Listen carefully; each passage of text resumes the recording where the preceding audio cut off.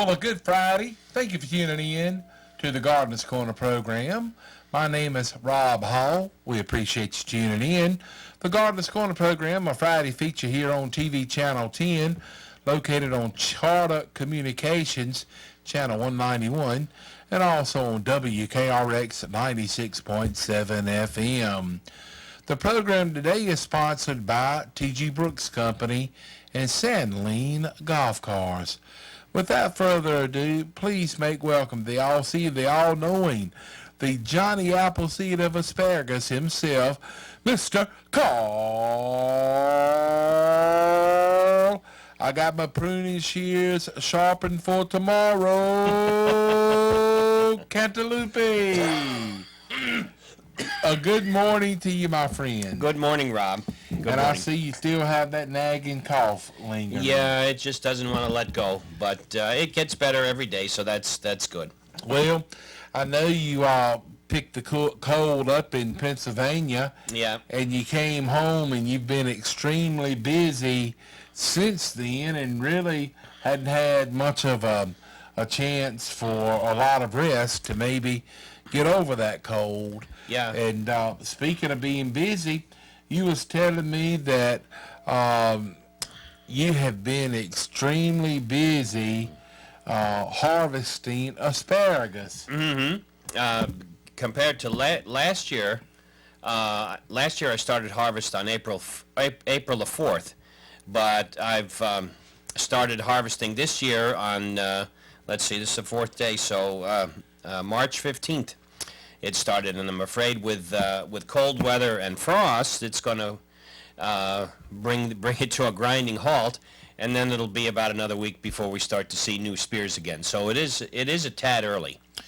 Well, you may mention a frost, and I'm thinking that it's a chance maybe, if not Monday morning, Tuesday morning, where we have a chance of frost. And a lot of the trees are budding out and blooming beautifully. If we have a bad frost, Carl, is that going to be really a severe problem to some of the trees that are already starting to bud? Mm-hmm. Yeah, those buds will be, and the emerging shoots will be killed outright, and then the tree has to expend energy to leaf out again. With grapes, although I haven't seen them out yet, but I remember back in 2007 we had was it Easter? The Easter freeze, I think, in 07 we had grapes out, and they were in full bloom. And I think I mentioned before on the show, the grape bud. There's actually 3 buds in one. There's a primary bud that contains leaves and flowers. If that gets injured by frost, a secondary bud is triggered just beneath that first bud that will have leaves and some flowers. If that gets damaged by frost, there's a tertiary bud that sends out just leaves only, with no flowers. So grapes have a really neat defense mechanism built into them. It's Wow. really amazing. Carl, I know you had your specialty crop school, I guess about maybe 2 weeks ago today, and one of the topics you were going to be talking about how well the turnout and harvest of asparagus had been due to you spraying the fungicides at a more often greater rate. Yeah. How is the asparagus harvest thus far? I know you said you're about 4 days into it. Yeah, so far so good. We've got nice warm temperatures, cool nights, and I'd say probably what I picked this morning was the highest quality that I've picked so far. Right. Insect pressure is not there yet, and that the most troublesome insect is the asparagus beetle, which lays eggs on the stalks, and the adult beetle can actually chew holes in the spears, but Haven't seen that yet. Knock on wood for that, but I show a picture here of, and being that we are talking, do we have anybody waiting? We do not. Oh, okay. Being that we're talking about asparagus harvest, here you see some pictures of asparagus. This is what asparagus should look like. And let me actually, I've gotten ahead of myself here. Let me go back to, I need to show some previous slides here. Here we go. All right. I'm going to try this one. When it comes to asparagus quality, we have three spears that we're looking at on the, if you're on the cable channel or watching this on your computer. The spear on the left is the most tender. The spear in the middle is starting to become tough. The spear on the right is the toughest, and the reason is because when an asparagus spear becomes tough, the tip of the spear starts to open up, and you can see with the spear on the right, as the spear starts to open up or fern out, you can see the formation of the tiny branchlets, which will become part of the fern stalk. And so when this happens, the woody material is put down in the spear, or the lignin, and this is what causes the spears to, as they emerge into fern growth, this is what gives it the rigidity to become a fern. So the one on the left is the most tender. The one on the right is the most tough. Asparagus tenderness or toughness is not determined by the diameter of the spear, but the tightness of the tip. As long as the tip is tight, it doesn't make any difference whether you have a fat spear or a skinny spear, it'll be tender. So the next time you go to the grocery store, I dare you to find the majority of spears that look like the one on the left. You generally will not find it, and that's why we can grow asparagus here and do quite well, offering to consumers a real good product. Here's another shot of some spears that, with closed tips, these will all be tender. Here's ones that the tips are starting to open. These here are too far gone. I wouldn't sell anything like this because the spears will be tough. Spears are harvested by snapping. The spear breaks at the point of where fiber starts to develop in the spear. That stub dries up and disintegrates, and another bud sends up a spear on the other part of that crown. So what you're harvesting is all usable. We talked a little bit about frost. Well, I better do this. All right. While Carl is looking for the actual slide that he wants to put on the screen, for those of you that are maybe listening on the radio, when you have the opportunity, you can log on to RadioRoxboro.com and watch past editions of the Gardener's Corner program, and you can see a lot of the many different things that Carl is describing over the air. You can kind of drive it home with a lot of the great pictures and slides that he has. Well, thanks, Rob. Here's back to our slide of tender asparagus spears. These are high-quality spears, but take a look at the next slide. How is the next slide different from the previous slide? I'll go back again. Here's nice tender spears. What happened to these? You can see a definite color change.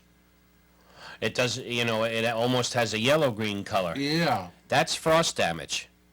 That's what frost will do. And what will happen with these spears? They'll turn to mush.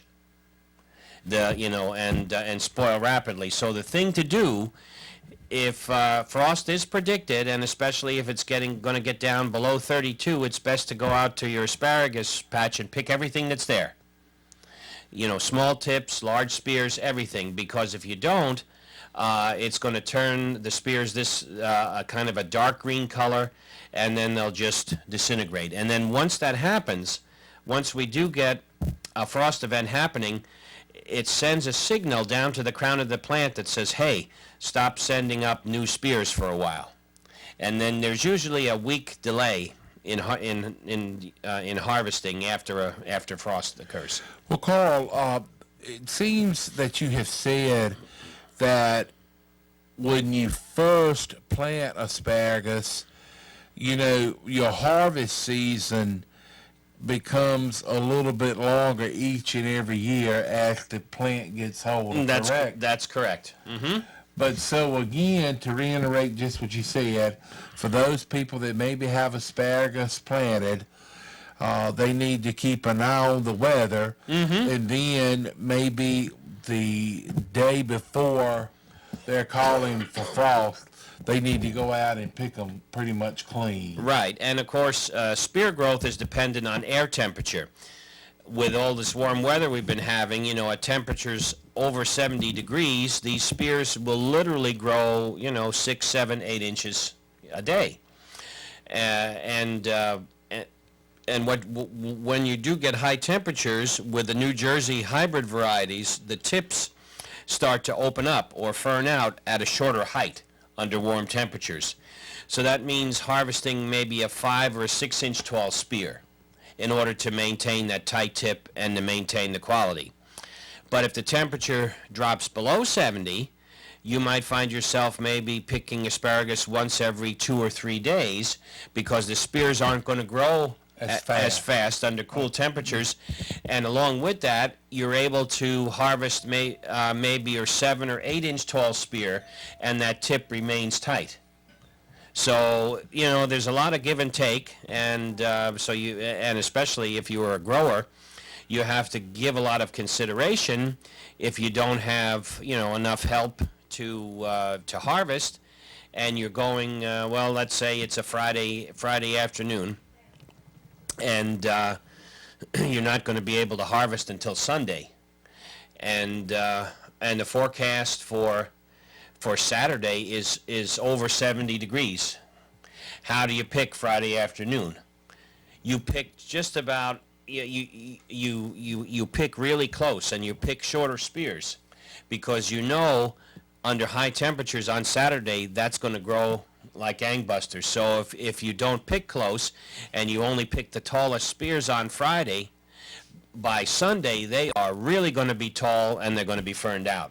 So you kind of have to, look at the weather and see what's forecast. Carl, I have heard you speak of some people that is in the asparagus business, and they sell their asparagus for $6 a pound, I think you had said. Yeah, this is... have you talked to those people lately to see if they were harvesting early? Oh, I'm sure they are. I haven't spoken to them, but I'm sure they are. And, I mean... for it to come this early, and especially knowing that there's probably going to be a dip in production due to frost, I mean, this early asparagus should bring a nice premium price, And again, when you snap, you're harvesting all usable spear, so there's no waste. No waste at all. Well, I guess one thing that, you should try to do with anything, that if you're planning to sell, as Carl has said many, many times, you need to have your outlet more or less in place. That's right. Before harvest time. Yeah, and especially with asparagus, being that, just take on a per acre basis. If somebody were to grow an acre of asparagus, the first few years you're really not going to have that much.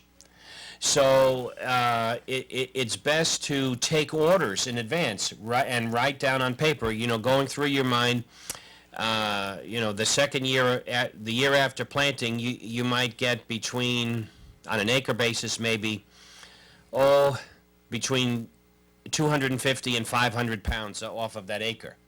So go ahead and take your orders, as to how much people want. Write it down, and when you get up to, say 400 pounds, then that's it. Then stop taking orders.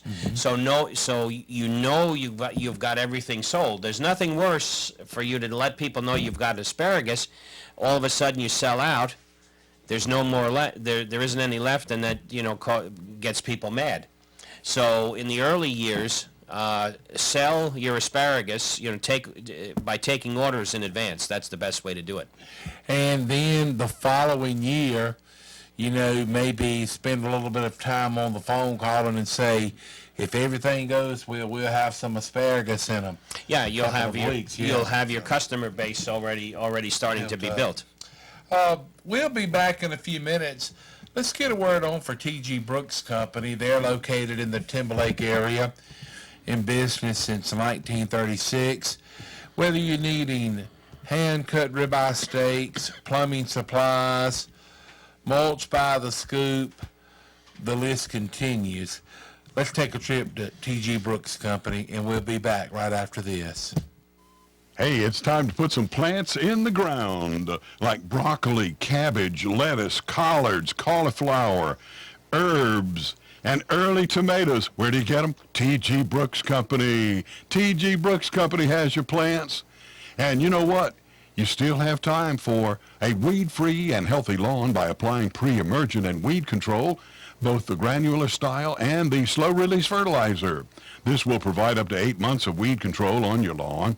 That makes it hard to manage. Transform your lackluster lawn into a lush and beautiful landscape.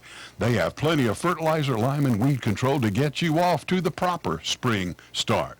And so that you can have the prettiest lawn and be the envy of the neighborhood, they have hardwood and dyed mulches by the scoop and pine needles by the bag. They have all the most popular lawn and garden chemicals like your insecticides, herbicides, and they have your soils like topsoil, bulk planting soil, potting soil, cow manure, and they have pine needles. They have for sale or rent spreaders, power pluggers, and plenty of tools to do the work, plus nice wheelbarrows, and to further beautify, they have stepping stones and wall stones. Plenty of friendly advice from years of experience in helping Personians and folks from the surrounding area to beautify their lawns and have healthy gardens. Whether it comes to your home or property, whether you are a homeowner or the commercial landscaper, T.G. Brooks Company serves everybody and gives the same service, the quality service, and time to everybody. Finish your workday with a delicious hand-cut ribeye steak from T.G. Brooks Company, prepared on your grill, and your family will appreciate not only what you've done to the yard, but what you've prepared for dinner. Serving homeowners, farmers, and construction since 1936. T.G. Brooks Company.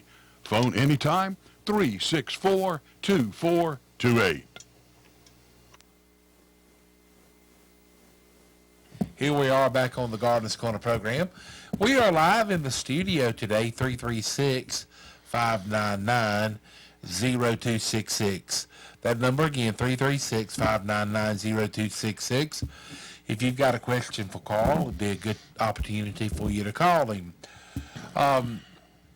Carl, you made mention on while the commercial that we was listening to from T.G. Brooks Company about we needed to talk about planting some cole crops. Yeah, now's the time to get the cole crops in. Cabbage, cauliflower, broccoli. And I always like to explain every year what is meant by cole crops. It's not C-O-L-D, it's C-O-L-E.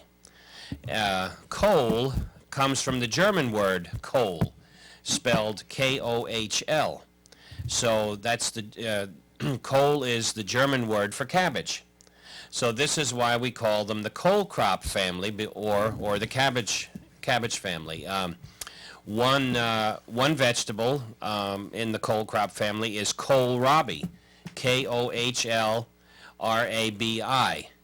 This is the vegetable that the stem swells up and forms an above-the-ground bulb, kind of resembling a turnip, but it has a much, much milder flavor. So kohlrabi, when translated, means cabbage turnip. So that's what kohlrabi is. They're very easy to grow. you can get a crop from seed in about 30 days. But cabbage, cauliflower, and broccoli transplants need to get in the ground as soon as possible so that they can mature when the temperatures are still cool. And they perform the best under cool temperatures, and probably the better time to grow cole crops is in the fall, because especially as we get into the cooler weather in the fall, they really develop nice quality, but still plenty of time to get those in the garden as transplants. Okay. Hey, we've got a caller. Good morning. Thank you for calling the Gardener's Corner program. Hello? Hello? Yep. Well, we missed that one. Maybe they'll call us back. Yeah, I hope they call back. Well, Carl, speaking of things, any idea when the Person County Farmers Market will be opening? I don't know. I know that I was told that they have a new manager. I guess they have two new people. I think Susan Korn is the manager, and Mike Floyd is going to be the marketer of the market. In charge of marketing and that and such. Right. Well, good. So I hope they get off to a good start. And what made me think about that when you was talking about the kohlrabi, I know that they have, had it there at the market before, and they've had a chef to come down and, do cooking demonstrations. That's right. With that. We got the. Let's try this line. Good morning. Thank you for calling the Gardener's Corner program. Yeah, I was just wondering when's the best time to trim azaleas Right after they finish blooming. after they finish blooming. Right away. All right, thank you. You're Thank welcome. You. We appreciate your call. Carl, that brings up a good topic. It's when I was introducing you, I made reference about you've got the pruning shears sharpened, Have pruners will travel. and you will be doing just that tomorrow. That's right. Tomorrow, 10 o'clock in Timberlake. The address is 1 Summer Place Farm Road, which is off of Flatwoods Road in Timberlake. So to get there, if you're traveling south on 501, turn left at Palace Point, which is Antioch Church Road, I believe. Take that until you get to Flatwoods Road, turn right, and then go a little ways, and it's a private driveway that dead ends. It's Summer Place Farm Road, and that's where we'll be from 10 until 12. There's no charge for the demonstration. There's no pre-registration. Just come if you're interested. And I got a feeling if the weather's really nice, we'll have a good turnout.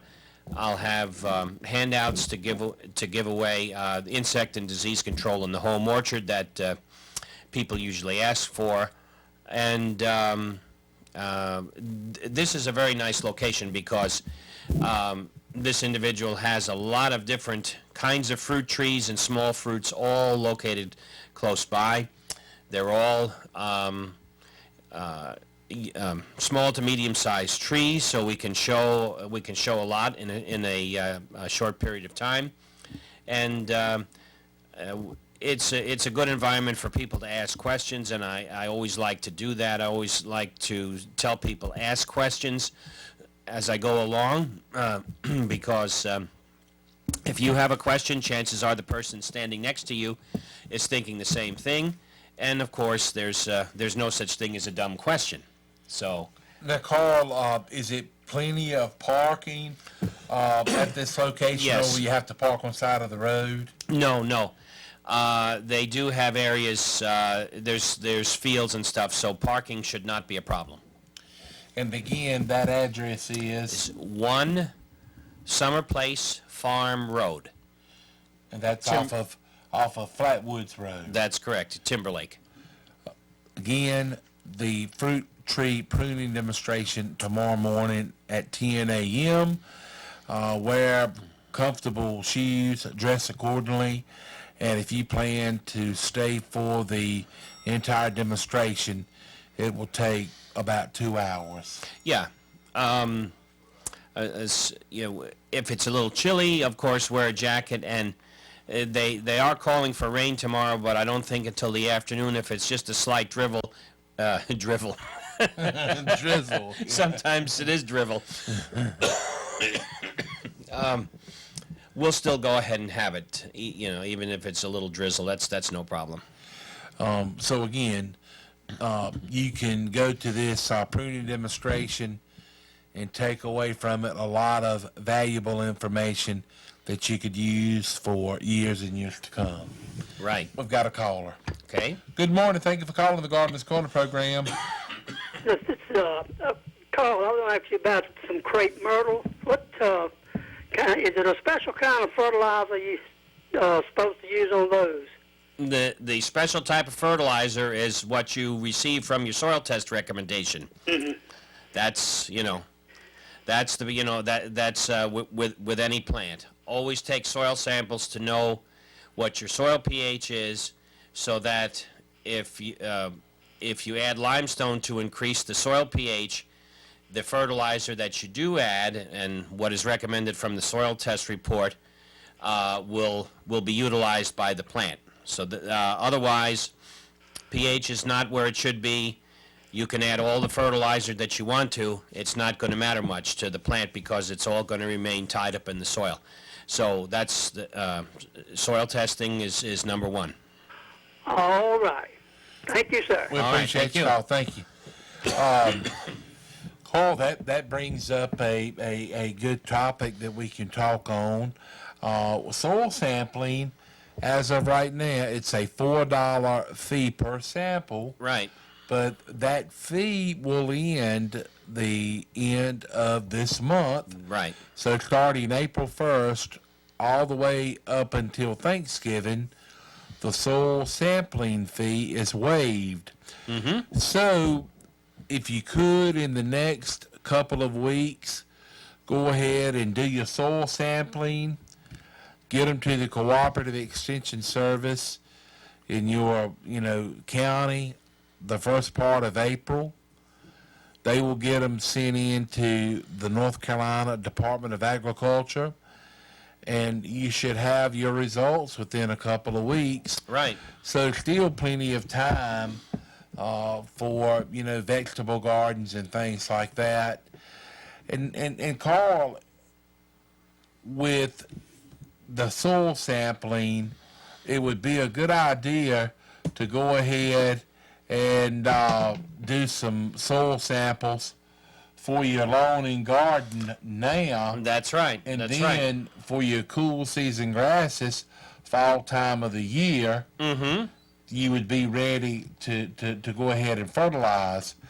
Now, I know we had talked about it last week about fall time of the year is the best time to put out fertilizer and nitrogen on your cool season grasses. Mm-hmm. Many people think that if they do it in the springtime, that it will give them a nice, lush green lawn, and it will, but it also invites some potential, problems that you could have in the lawn, correct? That's right. And I forget where I was the other day. Boy, that lawn was black-green.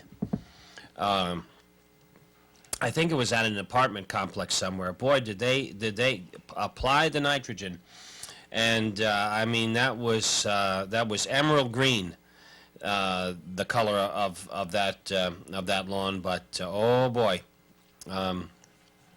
it really you really have to brace yourself for getting a severe case of brown patch fungus disease when you have a lush succulent grass plant that is this black-green at this time of the year. You know that you're going to be dealing with brown patch in the summer once it gets hot and dry. So a word to the wise, don't fertilize with nitrogen in the spring. You might not have the greenest lawn in town, but once we get high temperatures, that grass will be able to survive the onslaught of brown patch. Then fertilize in the fall, where the nitrogen will be stored in the roots for next year's growth.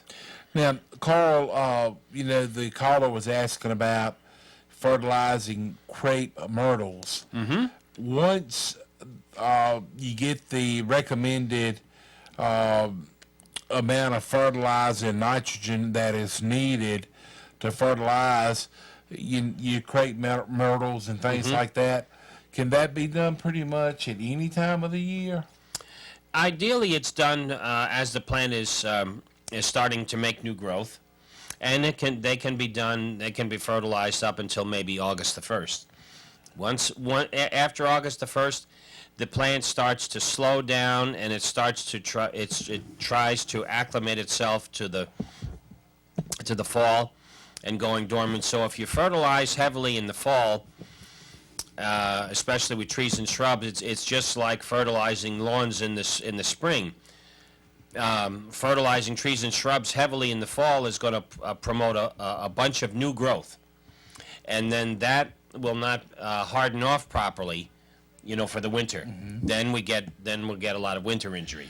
Well, Carl, do you think maybe one reason that some people do not like to fertilize their cool season grasses in the fall time of the year, do you think they are maybe kind of afraid that the nitrogen and fertilizers would leach out over the winter time and come springtime, it wouldn't be anything left there? That's true. That could be one reason. And of course, we live in a society of instant gratification. So if you fertilize heavily in the fall, especially as the lawn is starting to go dormant, they're not going to see a nice, lush green growth after their efforts, as the grass plants are shutting down before winter. So that could be another reason too. I believe you have some information pulled up on your computer. Soil tests. The turnaround time for soil tests is 5 to 7 days now. Wow. So get them in, and you'll get your results back in short order. And for those of you that have never turned in a soil sample for it to be tested, when you turn it in to the people at the Cooperative Extension Service, they'll need to get a little bit of information from you. Certainly your name, your address, and the results are sent out by email. If you do not have an email address, they can be sent in to the Cooperative Extension Service office, and you can get the results from them. Yeah. And sometimes deciphering the results of a soil sample result can kind of be a little bit confusing. It can be at times, right? But no worries. Talk to the Cooperative Extension Service, and they will gladly explain it, of what, the amount of fertilizer and things that you need to have done. And I was talking to someone just a few days ago, and they was really, saying, I used to never believe in doing soil samples, but after I started doing it, it really makes a big difference. And yeah, and for most of the year in North Carolina, it's free, and I don't know of any other state that still offers free soil testing, and it's really, really valuable. But I was just thinking about this the other day when I was in graduate school. One of the questions that I was asked during my oral examination, one professor asked, say you've got a farmer comes in and, is asking why what he needs to do to improve his crops, and, they weren't growing well. What would you tell him? I said, well, he would need to take soil tests to find out what nutrients are in the soil and what his soil pH is. And then the professor says, well, what if the grower says, oh, I don't have time to do a soil test? Then what do you tell him? And I was frank and honest. I said, well, then you're going to have to you have to expect what you get. If you go into it with that attitude, it's not going to be. You're not going to get the results that you want.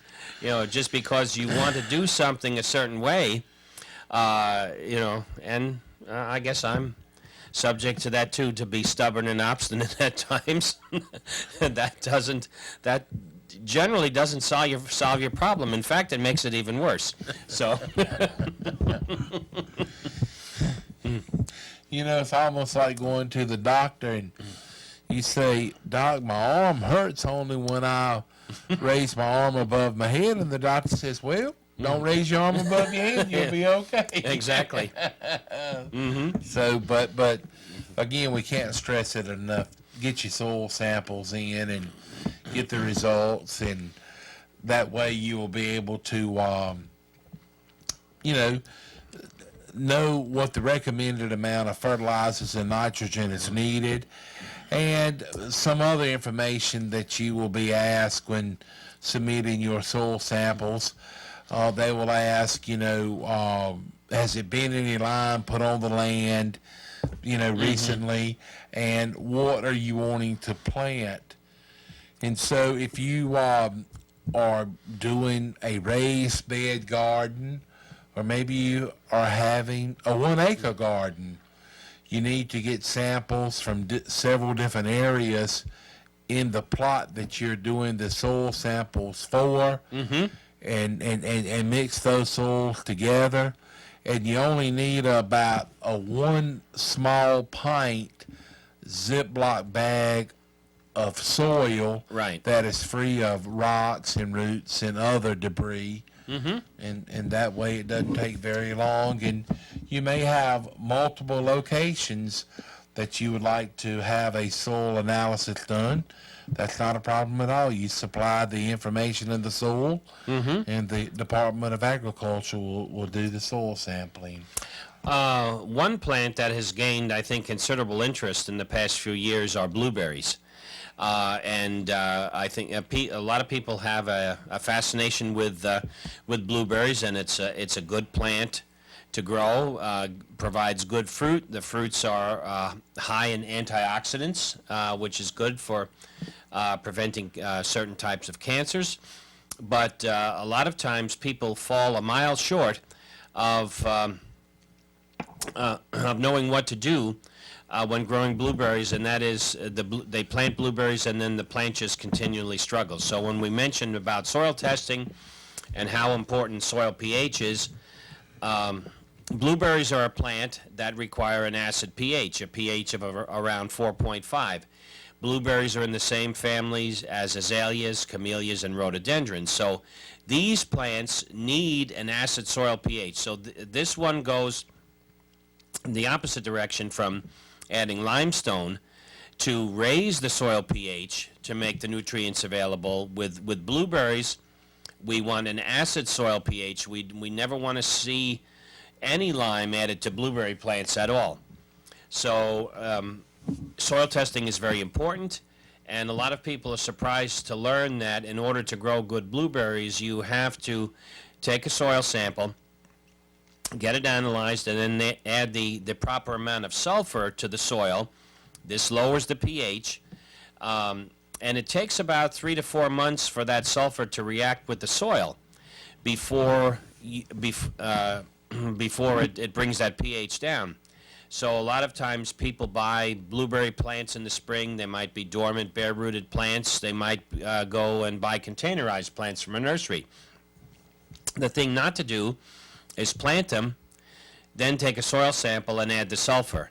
Those plants will continually struggle for the whole time. If you have bought blueberry plants already, the best thing that you can do is if they're growing in a container, leave them in the container. If they're dormant, bare root plants, go ahead and pot them up in a container of some kind. Keep them watered. During that time, add the sulfur to the soil where you're going to be planting the blueberries, and wait 3 to 4 months. Then to take those blueberry plants and plant them in the soil. They've got to take off. They have to hit the ground running. Well, Carl, I know we talked about on the program about the Cooperative Extension Service having a great deal of material that is free for the asking. Mm-hmm. Everything about how to construct your own greenhouse. If you've got questions about wanting to know how to plant a vegetable garden, they have a publication for that. Do the publications that are available, is it any of them that has, for whatever vegetable or plants you may be planting, does it have the recommended pH level that you want to achieve? Sure. Mm-hmm. So that information That's is all in your there. guide. Yeah. Mm-hmm. All you have to do is call your local cooperative extension service office and just tell them that you would like a publication on vegetable gardening, or maybe you want the publication on how to get rid of moles, you know, in your yard. They can either email that information to you or send it to you by U.S. mail, and a lot of great, useful information. Maybe you're wanting to start up a compost pile. They have a publication on how to do just that. Just So- about anything that you want. and the local Person County Cooperative Extension's office is 336-599-1195. That's 599-1195. The local Granville County office is 919-603-1350. That's 603-1350. Let's get a word on for Sandling Golf Cars, and we'll be back with more Gardener's Corner program. And speaking of Sandling Golf Cars, I was there a week ago today, and they always have a huge selection, but the lot is as full as I have ever seen it, with golf cars, utility trailers, equipment trailers, stock trailers, the list goes on. They're almost out of room on the lot to park things. So they're ready for business at Sandling Golf Cars, 613 Lewis Street in Oxford. Here's more information.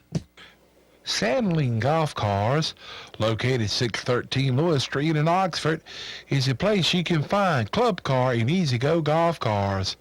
Sandling Golf Cars has new and pre-owned golf cars. If you're wanting a gasoline, electric, basic to fully customized golf car, see Al, Hillary, or Will at Sandling Golf Cars, where financing is available. Call 919-693-4626 or toll free 1-800-221-9267. Visit the website www.sandlinggolfcars.com. Check out the XRT Spy Club car, powered by a gasoline or diesel engine. These rugged, durable, and dependable machines, strong enough to handle anything around the farm, home, or lake. For all of your golf car repair needs and Trojan batteries, see Bradley and Dennis at Sandling Golf Cars. They also carry Wilmington grills. Sandling Golf Cars is open for business weekdays 8 a.m. until 5:30, Saturdays 9 until 1. Call 919-693-4626 or toll free 1-800-221-9267 or stop by Sandling Golf Cars, located 613 Lewis Street in Oxford. Here we are back on the Gardener's Corner program. We appreciate you all tuning in. And we've got about 5 or 6 more minutes of airtime. We've got time for your phone calls, 336-599-0266. That's 336-599-0266. One thing that people can definitely do now, if they have the inkling or the desire to grow their own tomato, pepper, and eggplant plants from seed, now's a great time to go ahead and start these seed indoors. That's, again, tomato, pepper, and eggplant. We really don't want to set these out until early May, until the majority of the frosts have passed. So if you start them from seed indoors, right now. They'll be, about 6 to 8 weeks old by the early May, and good time to set them out. Remember, we talked about this before. If you're starting indoors, you have to have another source of light. Generally, a 4-foot long shop light, fluorescent white fixture is all that you need. Suspend the fixture down on chains from the ceiling or from brackets in the wall.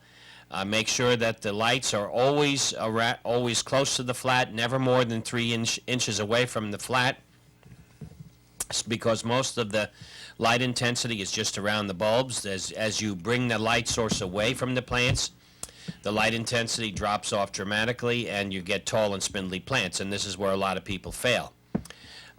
Use a peat light mix, a mix that contains equal proportions of sphagnum peat moss, and then either perlite or vermiculite. These are lightweight, sterile, and weed-free, and it makes for a good planting mix to start seeds. You don't have to worry about importing fungus diseases by using soil from outside. Use whatever type of container that you want.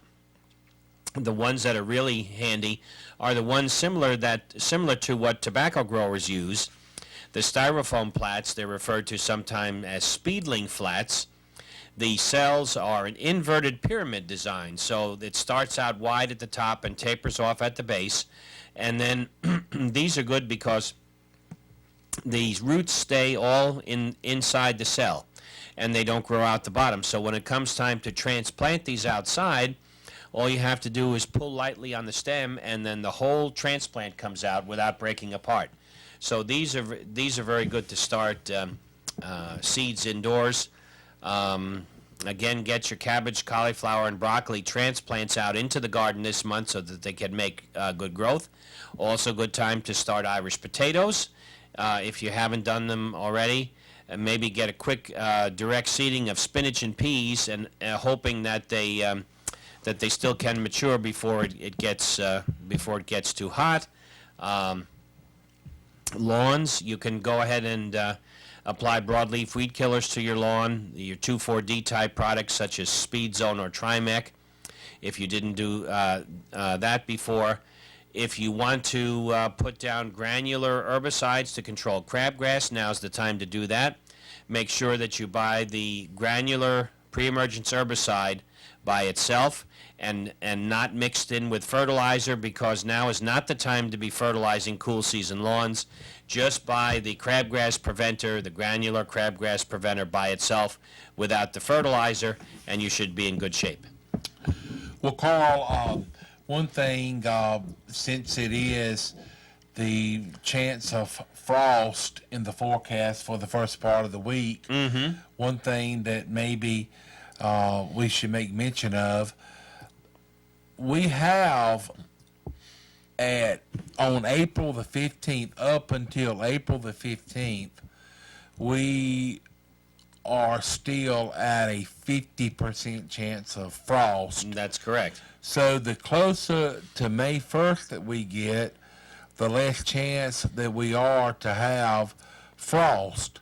And so that's why, Carl is saying, you need to wait until early May to start setting out, tomato plants, because, after you take the time and spend your hard-earned money of maybe growing your own tomato plants or purchasing them, you don't want to put them out and then they end up being frostbit and die and have to replant. So don't worry about being the first one in the neighborhood to have ripe tomatoes. Hold off until you're 99.9% sure that it's no chance of frost, and then that way you will be ahead of the game. Have your soil sampling done to where you can do your fertilizer, and also have ideas in mind of how you can keep moisture in the soil. Maybe if you're going to have to haul water, or maybe make sure you've got enough water hoses, because all of these things are very important in the results, in the end result, I should say. That's right. Well, Carl, I think that's going to about wrap it up. All right. Any closing remarks? Let's see. I had a few thoughts, but I think they went in one ear and out the other. But yeah. Soil tests. Get your soil in only 5 to 7 days turnaround time, and there was another. Give us the fruit tree pruning demonstration. That was the other one. What's that address again? The number 1 Summer Place Farm Road in Timberlake. Tomorrow morning at 10 o'clock. We'll go from 10 to 12, and hopefully look forward to seeing a lot of you out there and answering all your questions. And for those of you that will be watching the program on Saturday morning, as we'll play it back on TV Channel 10, Right. The fruit tree pruning demonstration is Saturday morning, March 19th. That's tomorrow morning at 10 o'clock. Again, the address is the number 1 Summer Place Farm Road. Okay, Summer Place Farm Road, and it's off of Flatwoods Road. Thanks goes out to our sponsors, T.G. Brooks Company and Sandling Golf Cars. If you have the opportunity to send some business their way, please do so. Also, thanks goes out to Mr. Carl Cantalupi of the North Carolina Cooperative Extension Service. Thanks, Rob. For sharing his knowledge with us. We also appreciate Kilby, that's David Bratcher Jr., for filming and getting us on the air. And my name is Rob Hall, wishing you and yours the very best this weekend, and we look forward to seeing you for another edition of the Gardeners Corner program next week.